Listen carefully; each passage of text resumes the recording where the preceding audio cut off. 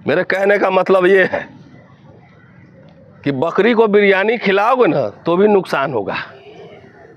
बकरी खाएगी नहीं। चिकन बिरयानी खिलाओगे बकरी को तो भी नुकसान होगा, खराब हो जाएगा पेट, उसका दवाई करवाना पड़ेगा। अब बिल्ली को भी बिरयानी खिलाओगे तो भी नुकसान होगा। वो खाएगी और उससे उम्मीद करो कि शेर बन के दिखाए, तो बिल्ली कभी शेर नहीं बन सकती। अब बिरयानी का क्वालिटी थोड़ा कम हुआ तो पता लगा कि बिल्ली तुम्ही को पंजा मारी। मैं पूरे जमात को कह रहा हूं, आप जिसने अपना पूरा करियर दांव पे लगा दिया, साइडलाइन हो गए, वो पूरा जमात आज अर्जुन सिंह को, वीपी सिंह को, रामविलास पासवान को, कांशीराम को, अंबेडकर को याद नहीं कर रहा ठीक से। ये पैराडॉक्स है, ये विडंबना है। जात जात के नेता बनाओगे तो एक आदमी को खरीदना कभी भी आसान होता है। पहले वोट बिकता था, 100-500 में वोट बिकते थे, अब वोट नहीं बिकता। अब जनता जागरूक हो गई है, अब नेता ही सीधे पैकेज डील में खरीद लेता है।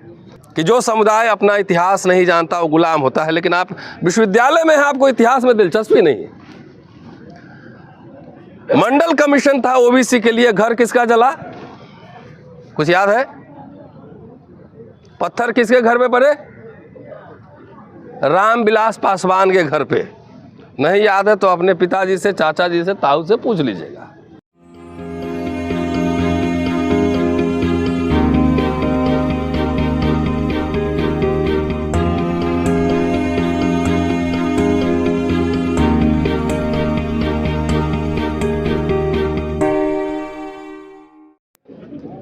कि चीफ आर्किटेक्ट अर्जुन सिंह की आज जयंती है, उनको नमन करता हूं और आप सबको बधाई।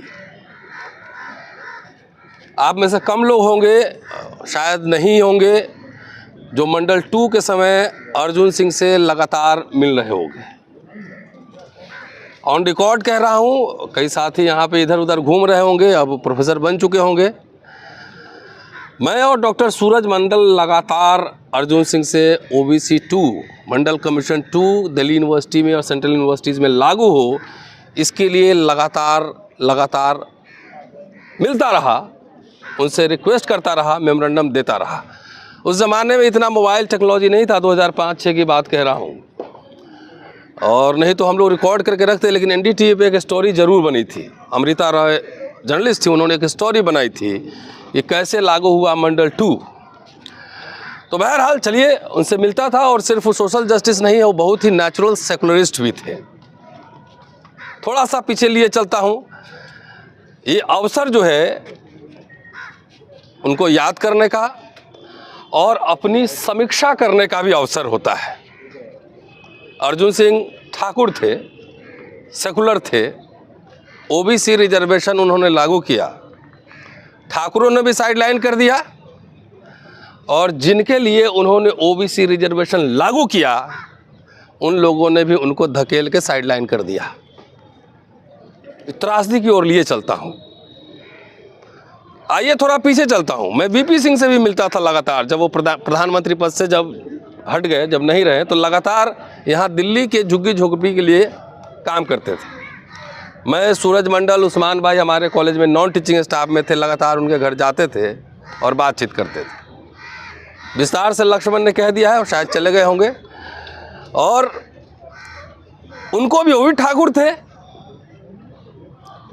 उन्होंने ओबीसी के लिए मंडल 1 लाया, ठाकुरों ने धकेल दिया साइड में, और जिनके लिए मंडल 1 लाया उन्होंने भी धकेल के बाहर कर दिया उधर। इसलिए आप ये जयंती मना रहे हैं, दिल्ली यूनिवर्सिटी कैंपस है, मेरा रिश्ता इस कैंपस से 3 दशक का है तकरीबन। तो आप सबको बधाई, कम से कम इतनी हिम्मत तो आपने कर ही दी याद करने के लिए।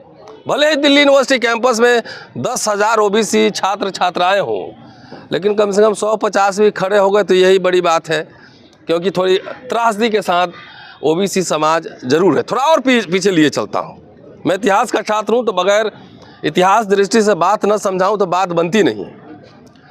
जब मंडल कमीशन, मेरे हाथ में एक किताब है, अब मैंने ही एडिट की है, शरद यादव, मंडल मसीहा कहते हैं आप लोग, कभी कभी नमस्ते कर लेते होंगे, लेकिन क्या लिखा था, क्या बोला था, क्या हंगामा हुआ था, इसका दस्तावेजीकरण, इसका डॉक्यूमेंटेशन करने की जिम्मेदारी आपकी नहीं है।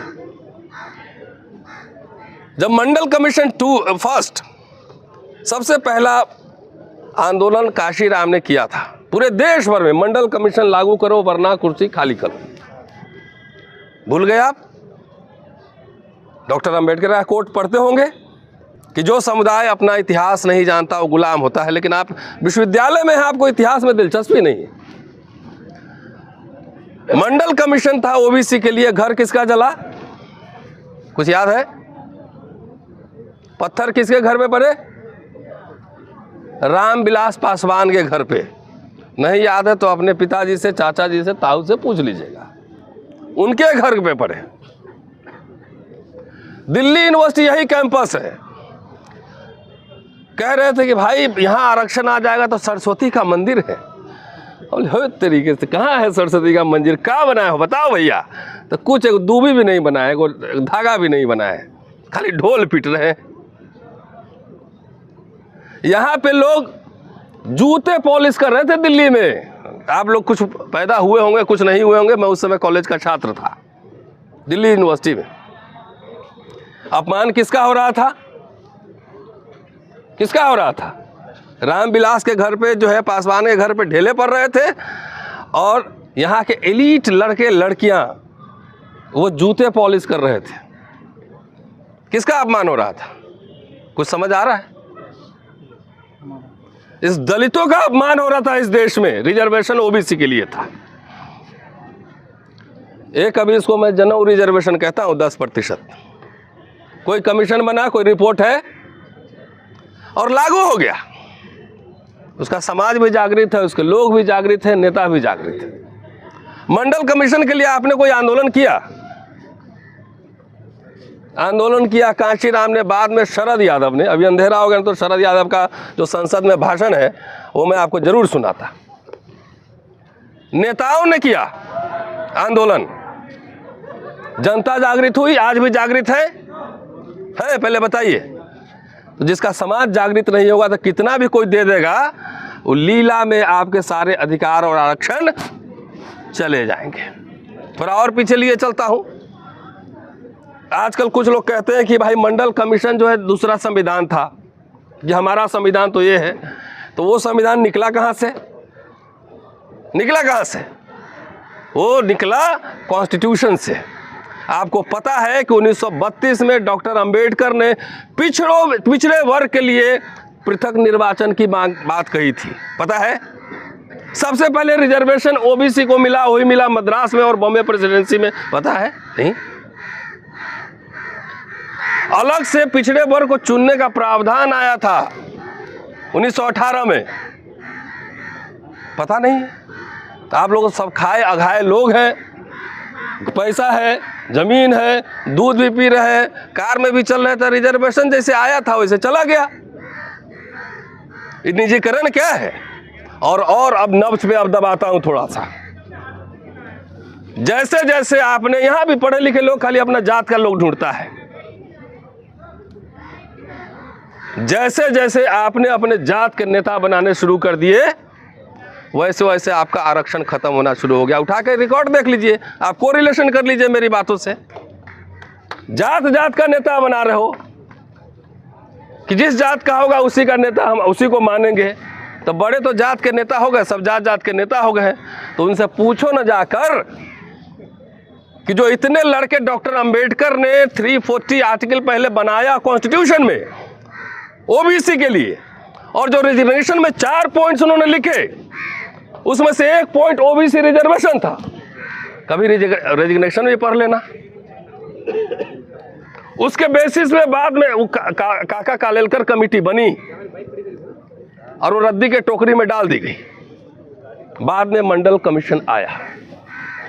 मेरा जो पॉइंट ये है, और अर्जुन सिंह बेचारा और बीपी सिंह साइडलाइन कर दिए गए भारतीय पटल से। क्यों?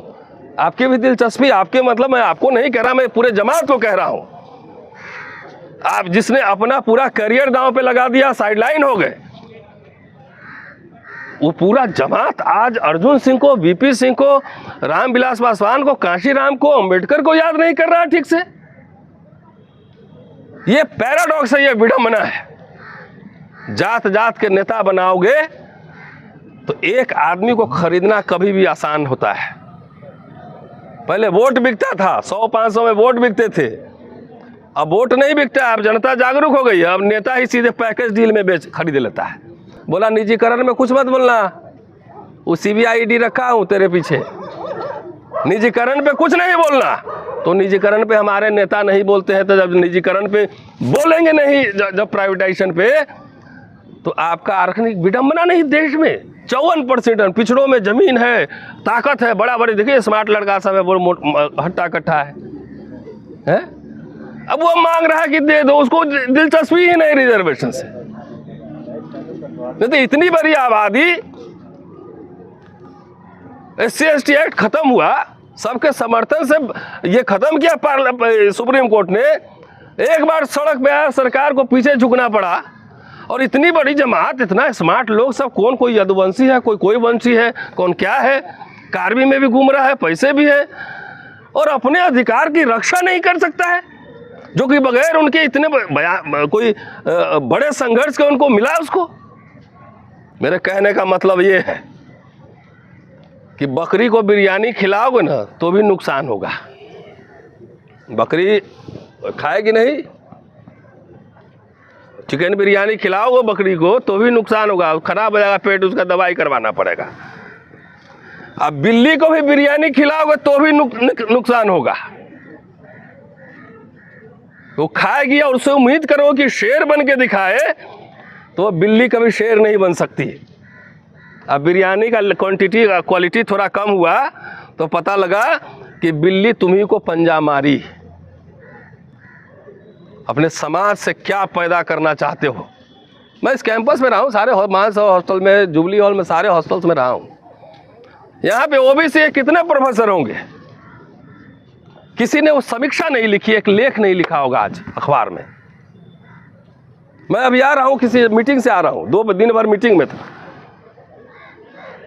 तो साथियों, ये दिन समीक्षा का भी है। ये आप जो है सिर्फ आज नमन करके, प्रणाम करके घर मत जाइए, सोचिए कि जो चीज़ आपका तो खत्म हो जा रहा है, उधर 10% वाला जो पहला कास्टिस्ट कोटा, इसको मैं कहता हूँ, पहली बार कास्टिस्ट कोटा 10%, वो कंटिन्यू है। OBC का पूरा नहीं, EWS पहले भरा जा रहा है। ये आपके चेतना का लेवल वैसा है, आपके नेताओं के चेतना का लेवल वैसा है कि जो मिला था आपको विरासत में, उसको भी आपने खो दिया। इसलिए शिकायत के साथ भी ये बात मुझे कहनी पड़ती है। पूरे कैंपस में इतने सारे लोग हैं, आप लोग को नेता बनने का चस्का लगा हुआ है।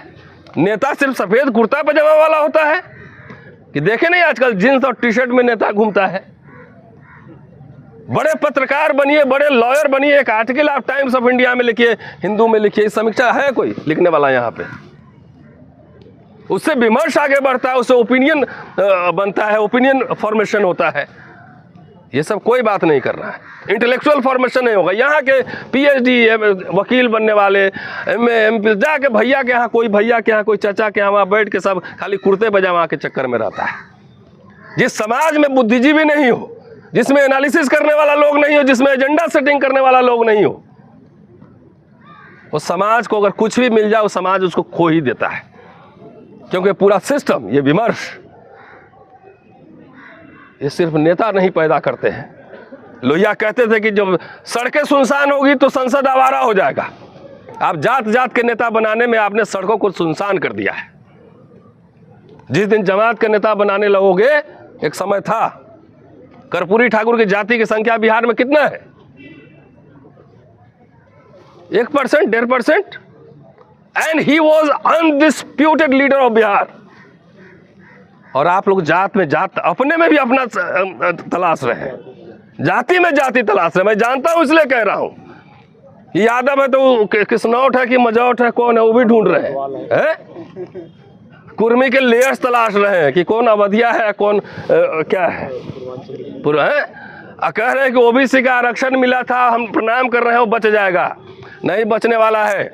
अगर राजनीति और समाज में विचारधारा के अगेंस्ट मेरा भाई भी है तो भी मेरा राजनीतिक शत्रु है। ये जब तक अपने अंदर नहीं लाओगे तब तक अर्जुन सिंह हो, वीपी सिंह हो, डॉक्टर अंबेडकर हो, रामविलास पासवान हो, शरद यादव हो, कांशीराम हो, इन्होंने जो संघर्ष करके आपको दिया, सेटिंग में मत रहो, खो दोगे सब। अपने अपने सेटिंग के चक्कर में घूम रहे हो। ये मेरा काम हो जाए, सब जानते हैं। इस यूनिवर्सिटी में 25 साल पढ़ा चुके हैं कि भैया मेरा चेहरा उधर नहीं दिख जाए रतन जी के साथ और लक्ष्मण के साथ, नहीं तो पता लगा नौकरी में दिक्कत होगी। अरे जिस नौकरी के लिए ढूंढ रहे हो उससे ज्यादा तनख्वाह की नौकरी दांव पे लगा के हम लोग दिन रात लड़ते हैं। किसके लिए लड़ते हैं? किसके लिए लड़ते हैं? आप सब जानते ही होंगे, दिन रात दांव पे होती है। लेकिन आप जो है मट्ठा पी के सोया उधर है, कोई आर्टिकल नहीं लिखना, कोई समीक्षा नहीं, कोई बहस नहीं। अच्छा कौन बुलाया है? अच्छा फला नहीं बुलाया है, उसमें नहीं जाना है, वो नेता बन जाएगा। अच्छा इधर कौन बुलाया है? तो ये बुलाया है, तो उसमें नहीं जाना है, वो नेता बन जाएगा। मुझे तो 1000 नेता की जरूरत है। किसको किसको नेता बनना है हाथ उठाओ, मेरे पास आ जाना। लेकिन इसके लिए 25 साल तैयारी करना होगा, 25 बरस, उससे नीचे एक दिन भी नहीं। उतना अगर पेशेंस है तब आना। उस सेटिंग वाला नेता मुझे नहीं चाहिए, मुझे दिलेर और बहादुर लोग चाहिए, क्योंकि ईमानदार, दिलेर और बहादुर लोग ही मिशन और कारवा को आगे बढ़ा सकता है। शुक्रिया, थैंक यू।